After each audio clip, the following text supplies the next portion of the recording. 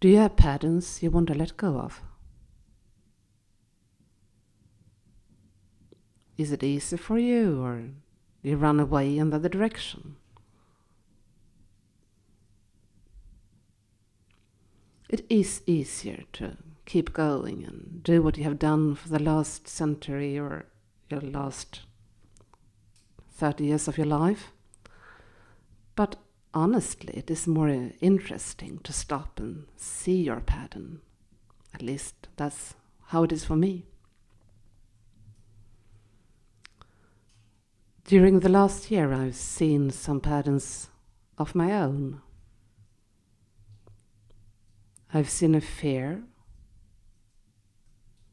to lean inwards in the circle. I've seen a fear to communicate what I feel in close relationships. And those patterns are connected.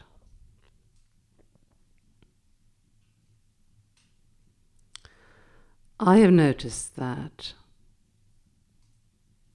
my fear to lean inwards in the circle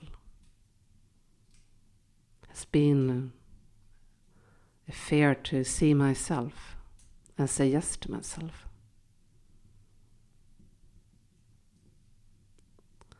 I've also realized that if I can't say yes to myself and my skills and my superpowers, how can other people say yes to theirs? When I saw that and saw the gratefulness for the ones around me, and I realized I couldn't keep joking about my powers and abilities and skills, I started to stop myself from those jokes that everyone can do what I did. And I realized it wasn't true. I was doing a really good thing, and I was trying to run away from it. And when I saw the gratefulness around me, I realized that if I didn't say yes to that, I would be disrespectful for the ones I had helped and supported. So the only way respecting those around me was to stand up for myself and say yes to their wish to honor me. So that's how I learned to honor myself.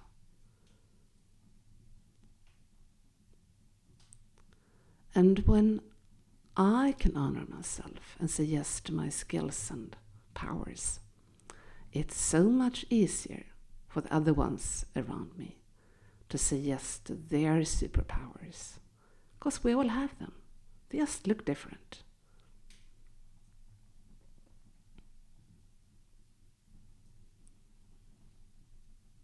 The next step on this journey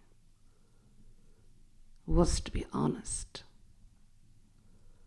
with more feelings going on inside myself. And it has been a lot of fear to communicate that loud, because my inner child hasn't had a big arena to talk from, and she has been so scared to let her voice be heard, because she is so used to not be listening to. It has been so many occasions in the last months when I had had a big bump of fear in my belly, knowing that she needs to be listened to, and I've raised my voice to speak up for her needs. She has been so afraid when I've done that. And I can see in the mirror that she has had a really small arena to play on. It has been some people where she has felt completely safe, where she has been able to play, but it hasn't been a big arena. And when I started to look on her space and her needs, I realized that I could expand that arena for her and make her life easier and more safe and more fun.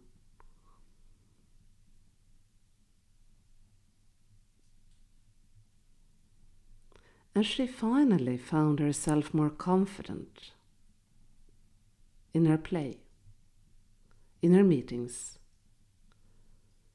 And she really liked the support I gave her. Not just myself, we had angels too. But she likes the support.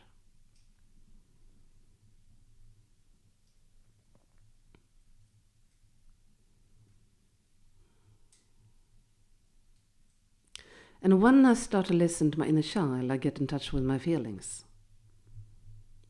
I can't hide myself in my thoughts anymore.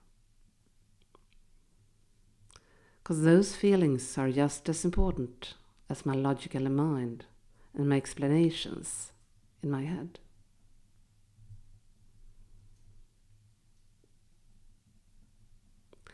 I still struggle on which one to listen to, because when I get afraid, I get stuck in my mind.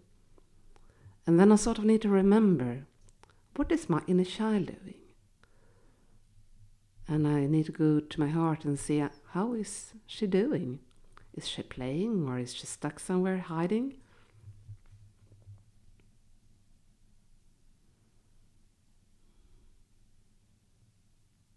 She finds this talk interesting.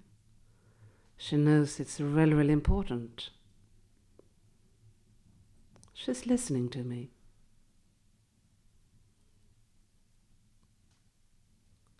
She doesn't want me to tell everything, but so far it's fine.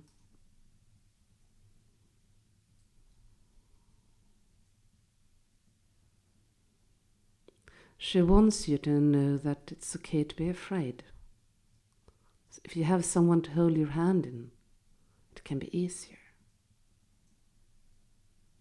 It can be anyone.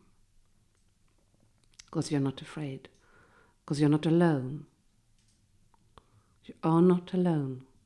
And that's important for her. She doesn't want to be left alone. She has been left when she was. She has been left out for enough of years. And now she's ready to be present.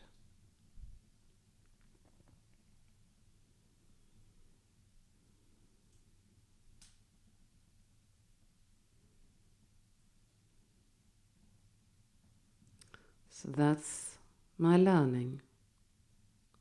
To go to my inner child and see how she's doing. And when I've done that, I have a responsibility to express her feelings and her needs. At least to myself. Because that's the best start I can give myself in the relationship to myself. To listen to all myself. My soft side, my female side, and my child's side.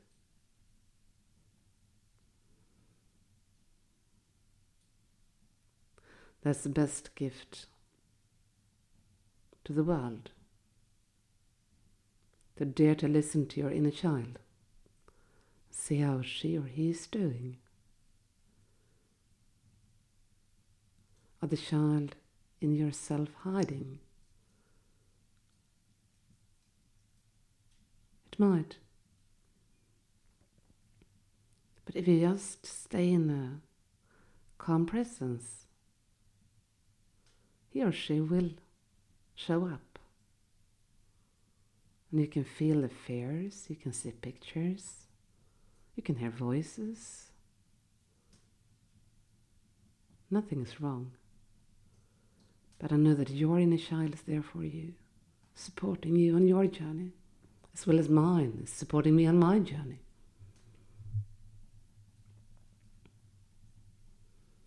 And it's okay to have fears. It's okay to create walls around you and your inner child in the world. And it's okay to create mountains around your inner child in the world, if that is what needs to make your inner child safe.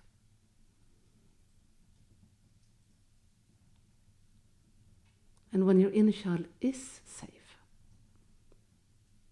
he or she has the ability to move a few steps out in the world, or just maybe open the door and feel the breeze,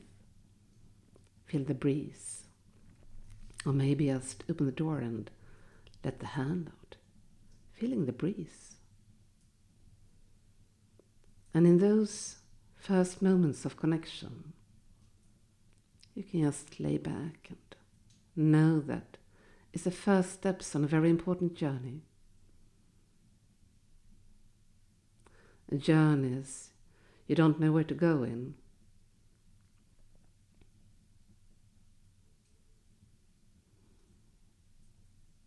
The first steps on a closer relationship to yourself.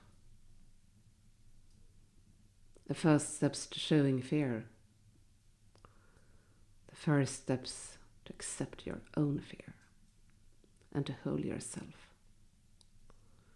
and give yourself what you need to feel safe. Because when you have this ability to go back and see your inner child and make sure she is okay, and you have a communication going, then you know if this is the present you or your inner child who gets afraid in circumstances and patterns. And I promise you, it's easier to start with inner child in a long life pattern. It's easier to start with your inner child than a pattern you'd had for years or decades.